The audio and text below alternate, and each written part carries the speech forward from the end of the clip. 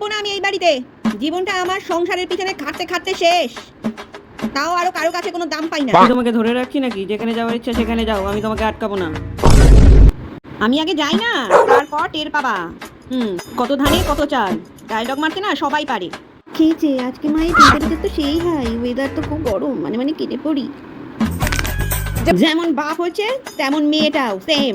এই দাঁড়া, কোথায় ছিলিস তুই? বাইরেই ছিলাম। মা যে সারাদিন খেটে খেটে মরে যাচ্ছে, দুটো কাজে সাহায্য করে দিই? জীবনে না। একটু আগে যে আমি ঘর ঝাড় দিলাম, অতগুলো বোতলে জল ভরলাম, হিসাব দেখাচ্ছিস আমাকে? হিসাব দেখাচ্ছিস? এখন আমি কি কি করি সেটার হিসাব দেই? আমি কি তোমার কাছে হিসাব চাইছি নাকি? মা দুঃখ কষ্ট বুঝলি না, মা দুঃখ কষ্ট বুঝলি না।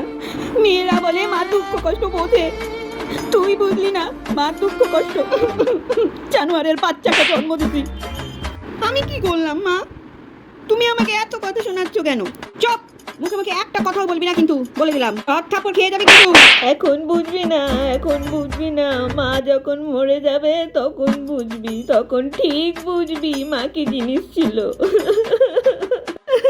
আমি তো কিছু করি নাই মা, তুমি আমাকে এত কথা শোনাচ্ছ কেন? বানি পিসির মেয়েকে কি দেখিস, মার হাতে হাতে টুকটাক সারা দিন কাজ করতেই থাকে। বানি আন্টির মেয়ের সাথে তুলনা দিচ্ছ, রীতা আন্টির মেয়ের সাথে তুলনা দিলা না? রীতা আন্টির মেয়ে যে পালা গেছে। অপদার্থ কোথাকার। এই শুনছো? দেখো তোমার মেয়ের কথা শোনো। কি এমন বলছি আমি? তুমি তো সবার সাথে তুলনা দিচ্ছ, এখন আমি বললি দোষ না? শুনলাম তো সবকিছু। আদরে আদরে গাছে উঠে গেছে, বুঝলে কিনি? আদরে আদরে গাছে উঠে গেছে, এবার গাছ থেকে নামাতে হবে। ঝগড়া হলো নিজেদের মধ্যে, মাঝখান থেকে আমার কি দোষ?